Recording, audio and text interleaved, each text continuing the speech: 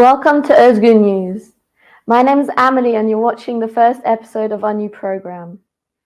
It appears monthly and presents news and commentary from the Middle East in English. The program will appear online every last Sunday of the month at 6 p.m. Central European Standard Time.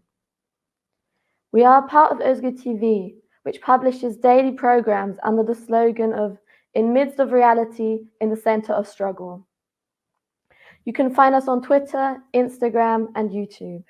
Today's topics include the continued attacks on the Palestinian struggle, the 100th anniversary of the Turkish Republic, the Turkish government's move towards a new constitution, Hrant Dink's murderer being released from prison, and news on the developments from Rojava.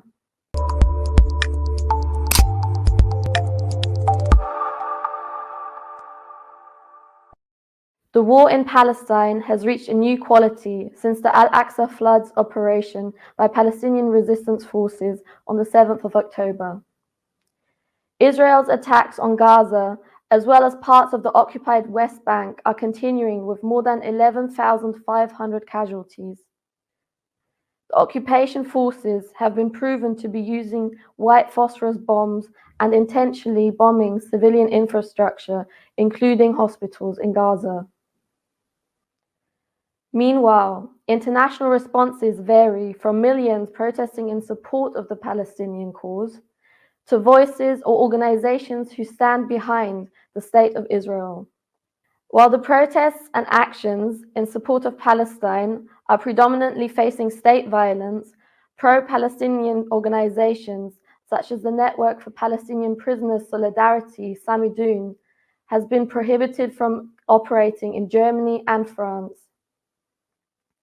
Simultaneously, communist organizations are making a call for solidarity with the Palestinian people.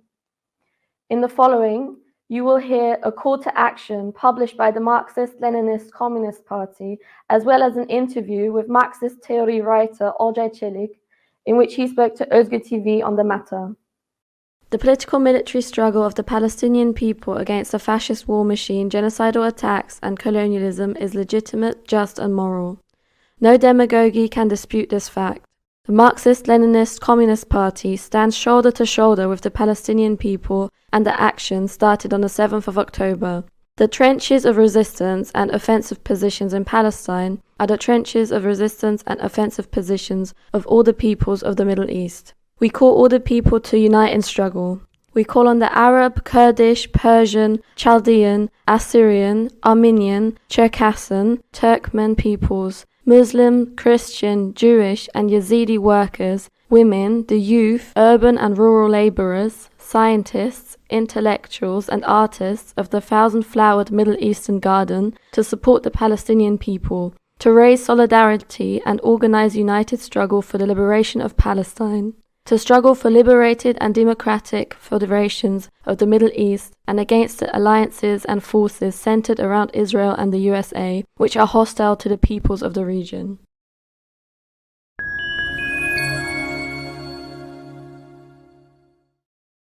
Yani maddi hayatı belirleyen political view, interpretation, and perspective that still describes this war as a war between Hamas and Israel, that tries to equate ISIS and Hamas, whether it is real or not, that tries to highlight this as propaganda, and that tries to weaken this resistance, is based entirely on the thesis of Zionism. Those who advocate this are consciously or unconsciously doing the work of Zionism. In fact, we can see that the propaganda war is being fought too, and all of us must strengthen the side of the Palestinian propaganda in this war. We must strengthen the side of the resistance. Limter Ish, one of the labor unions of the working class, said loud and clear, "We are on the sides of the Palestinian resistance." It is so clear. There are no ifs, no buts, no maybes. It is necessary to make such comments that will strengthen the resistance and disrupt the general perceptions in the minds of the people. Generally, I think that we must fulfill our part in this propaganda war against both our allies and our enemies. Here in Turkey, especially in the ruling wing, but even in the opposition wing of the bourgeoisie, we can see different excuses and arguments why economic relations are not cut. Why should we lose our jobs because Israel attacked Palestine? That is one thing and this is another. Or they say that we will try to resolve it through diplomatic means. But in fact, this is a vague way of saying that neither my profit nor my earnings are worth the lives of 4,000 murdered Palestinian children. It means that for my honor, for the honor of humanity, for the slaughtered people, I will neither give up my profit nor my earnings. So if this massacre, this genocide, this Zionist genocide is being carried out with your steel, your cement, your oil, and you are doing nothing to prevent it when you could have prevented it, then we can speak not of an opposition, but from choosing a side. It's not just about stopping arms going to Israel. In Israel, in the heart of Zionism, you have the power to stop economic life and you don't do it. Such an antagonism has no material basis at all. Going over now to news from Turkey and Kurdistan, the Turkish Republic has reached its 100-year mark.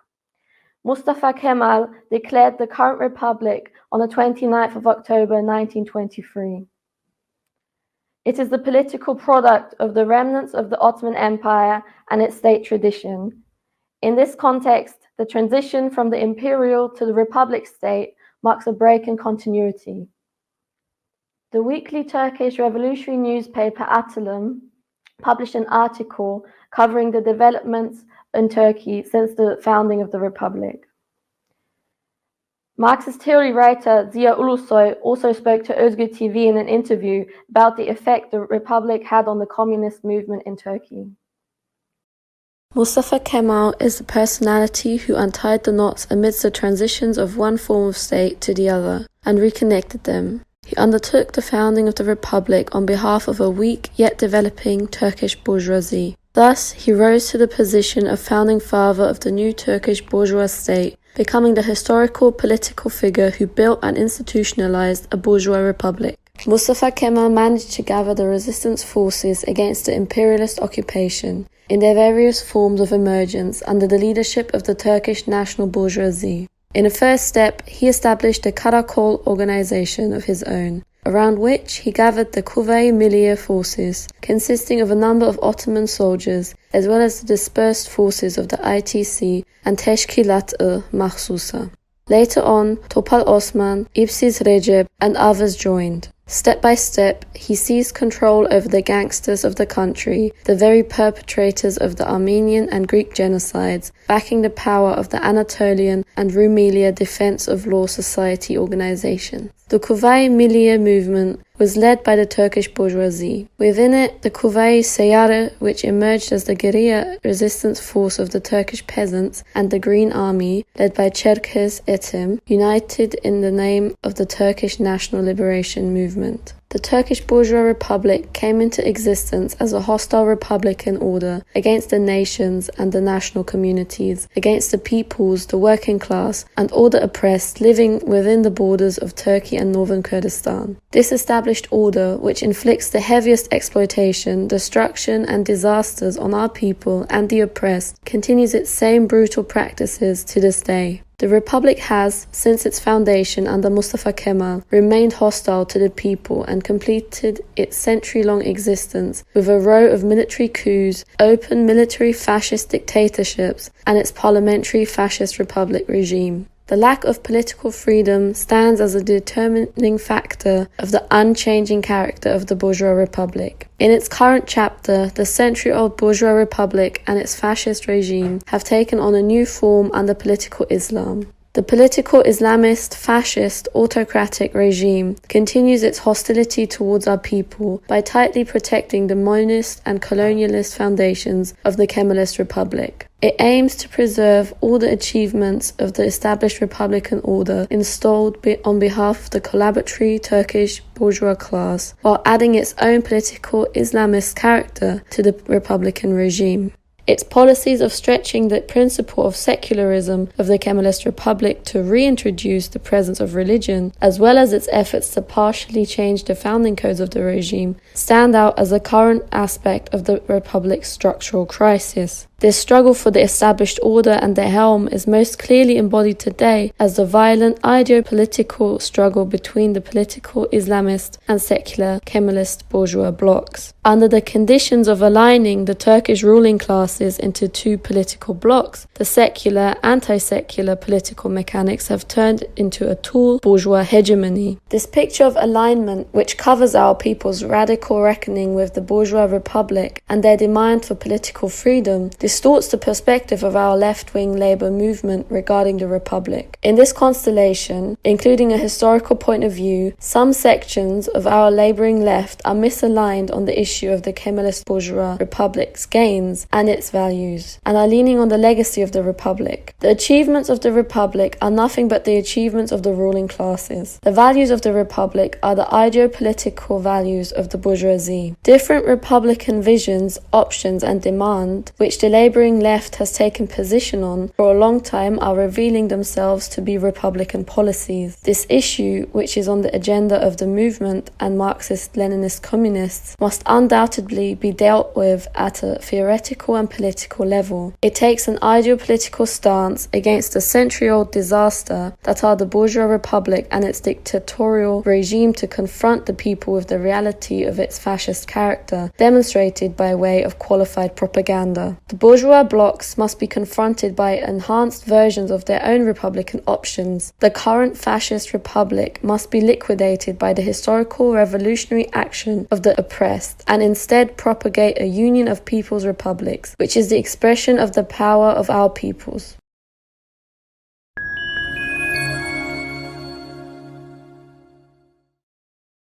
The 1908 bourgeois revolution, Young Turk Revolution, had to bring some rights and liberties to the people. However, with the worker strikes that broke out after the Turkish bourgeois revolution, the ban on organizing and strikes soon came. In the Republican period, the policies of the Ittihadists, the Young Turks of 1908, continued with the Kemalists and have carried on to this day. But there was a wider class reason for the continuation of their policies. Most of the political representatives and bureaucrats of the Turkish bourgeoisie were former Ittihadists who later gathered under Mustafa Kemal. While waging a war against the occupations, a period began in which the Turkish bourgeoisie dominated. The Kemalists established a one-party rule. This one-party rule lasted until the time of interrogations under torture and unlawful imprisonment. The communists, who fought for the organization of the working and laboring class, were forced to submit to a dictatorship with massive repression. The goal was to liquidate the communists. However, in those years a new wind came, created by the Soviet Revolution. This Soviet wind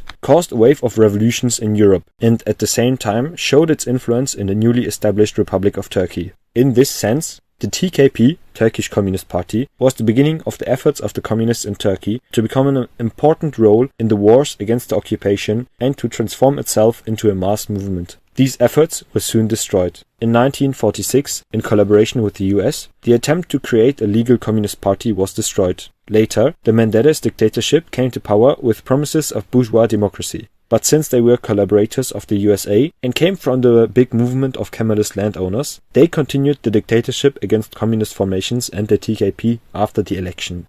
In order to spread reactionary ideology among the people and create a reactionary mass base, they attacked minorities, for example the Greeks, such as with the events of September 6th and 7th. After Menderes' rule in the 1960s, some opportunities for communist propaganda in the new bourgeois democratic government were opened. But this process was also short-lived. Trade unions developed during this period, and student and labor movements emerged. These movements witnessed a great revolutionary breakthrough for those times. The Constitutional Court of Law in Turkey is facing a crisis with the fascist AKP-MHP government acting in violation of its current constitution on more than one occasion. Atılım newspaper published an article on this topic, as well as Human Rights Association Istanbul chair Gülseren Yolları, who spoke to Özgür TV about the situation. The state or regime crisis is rooted in two given realities. The reality that creates a constant crisis for the fascist chiefdom regime and questions its legitimacy is the contradiction and incompatibility between the administrative form of the constitutional order and the current constitution. In other words, there is a fascist chiefdom regime but no complementing chiefdom constitution. For this reason, the regime regularly suspends the current constitution and operates in de facto violation of the constitution. The 2023 election results reveal that it is risky and impossible for the fascist chiefdom regime to continue its existence without changing the condition of the 50% threshold. AKP-MHP will mobilize all its resources to prepare the conditions for the new constitution and create a constitutional architecture suitable for an absolute authoritarian and monocratic government system. The chiefdom regime will aim to institutionalize all its gains that it achieved through coups and constitutive violence within the last 8 years by transferring them to the new constitution. One should stay away from diversions such as those that veer into constitutionalist intra-establishment policy lane and focus on organizing real actual power relations that strengthen constitutions and translate them into action. Revolutionary politics in class struggle are the politics that will make the working class and the oppressed an independent political hegemonic force against the ruling classes. We need a root of struggle that unites the working class and our people as a political army and front in the struggle for power against fascism.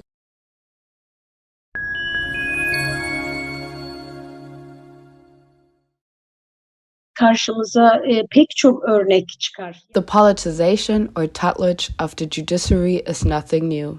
There are many examples throughout the history of this country, from the trials of the courts of independence to the state judicial courts, and now to the specially authorized courts. There is a judicial practice, and we all know that this practice definitely makes decisions under the pressure of politics. In the recent period, especially the main law court or the Supreme Court and the local courts, or the main law court and the Supreme Court or the European Court of Human Rights. If you remember, the attitude of the Court of Cassation on the non-implementation of the judgments of the ECHR in Turkey was the subject of debate. And now there is a debate on the main law court. Again, for many years, no matter how much the judiciary has been politicized or placed under tutelage, we have been going through a process in which the presidents of the Supreme Court of Justice and from time to time the presidents of the main law court have stated that the judiciary is not independent, especially at the opening of the judicial year, and this has been brought up even in the presence of the president and the prime minister.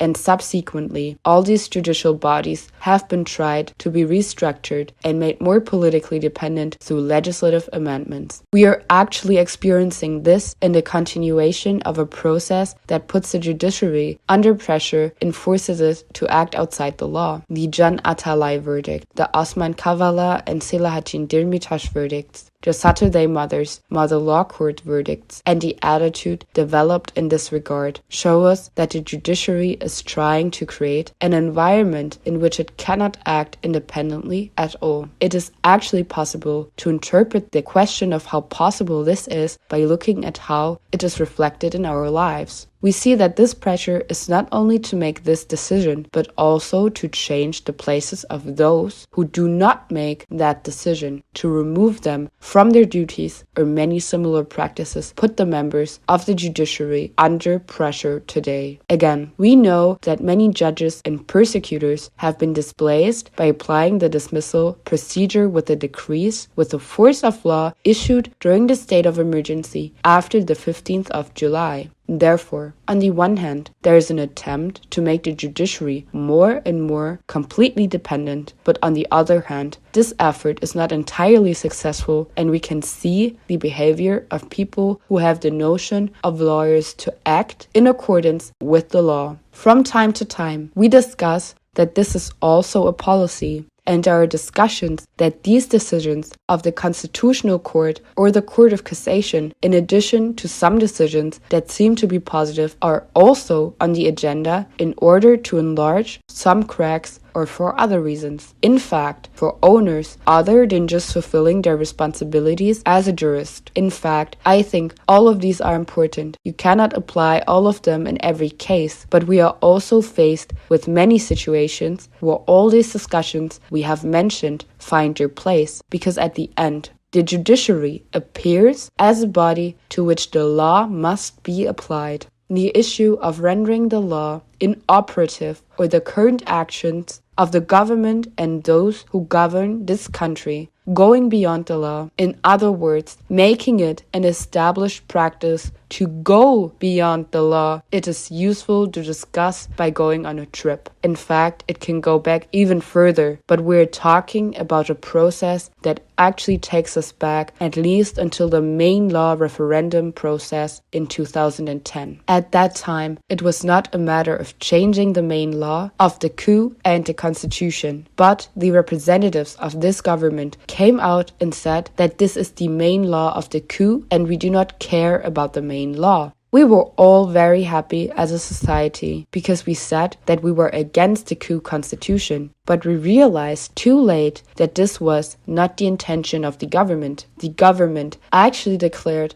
the unlawfulness by saying this and this issue of unlawfulness today. Many cases where the law is completely ignored, many cases where many decisions have actually entered our lives. We can count many examples, such as the Can Atalay verdict, or the Selahattin Demirtas verdict, or the Saturday Mothers verdict, or many similar examples. A legal process outside the law and the law was thus gradually woven.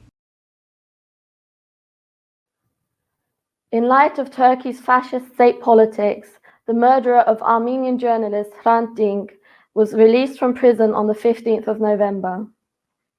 After assassinating the Agos newspaper journalist in 2007, the perpetrator was put into prison on account of murder.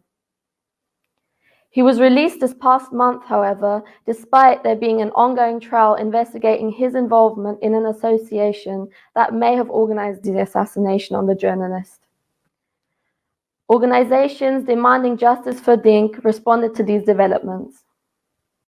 The Friends of Hrant organization called on people to gather in front of the Sebat apartment in Shishli, where the murder took place, to shout their demands for justice. Hrant's friends made the following statement: "The courts, which could not accept that the murder of Hrant Dink was an organized act, have now released one of the murderers into the midst of society. We rebel against this injustice. On Saturday, November 18th, we will leave a carnation in memory of Hrant Dink in front of Agos, where he was shot and fell, and once again we shout our demand for justice. This case won't end until we say it's over." Özgür Samast, the gunman who murdered Hrant Dink, the editor-in-chief of Agos newspaper, in front of the newspaper building, was released as part of his conditional release. In the indictment, in which Samast was listed as a juvenile delinquent, Samast was asked to be imprisoned for 7 years, 6 months to 12 years on the charge of committing a crime on behalf of an armed terrorist organization, even though he was not a member of an armed terrorist organization. The indictment was sent to the Istanbul 2nd Judicial District Court for review. He was sent to the Juvenile Heavy Criminal Court. With the women of the communist organization, JKŞ, in Rojava, campaigning in light of the International Day Against Violence Against Women on the 25th of November. Their campaign carried the slogan, "Bringing the Women's Revolution into the House." The communist youth organization, JKŞ, also commemorated their martyrs in November, the month of the fallen. For further developments from the region, we now present the latest newsletter by International Solidarity Network, People's Bridge.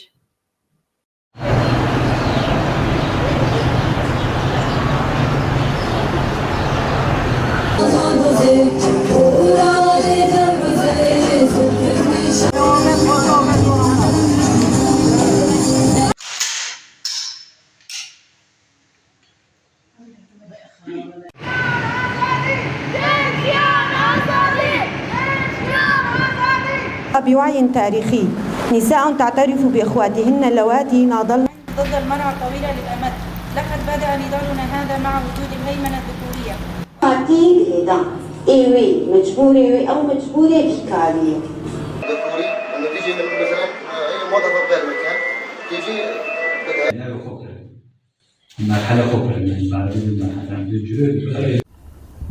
ام وقت جوانم کوبانه کمونیست شورشگر امی اف مه جبو ما پر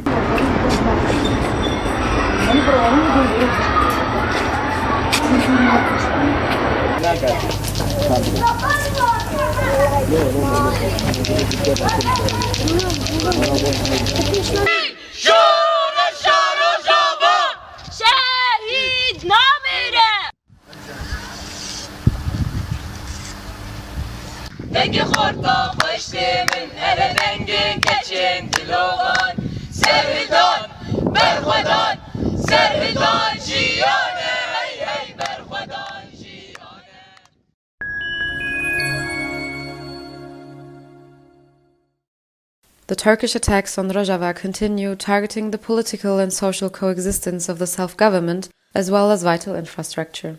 On Friday, November 10th, the Inmidst Youth Council building was attacked by a Turkish drone, as reported by eyewitnesses. At least 3 people were injured by the explosion.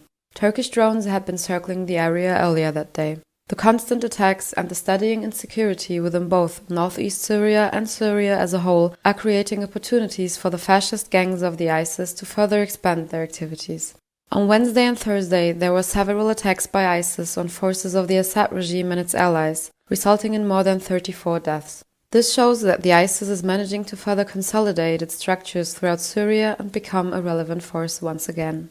At the same time, however, the SDF was able to arrest an ISIS leader in Raqqa on Sunday. Additionally, there has been an increase in clashes with Assad-affiliated militias, especially in Deir ez-Zor.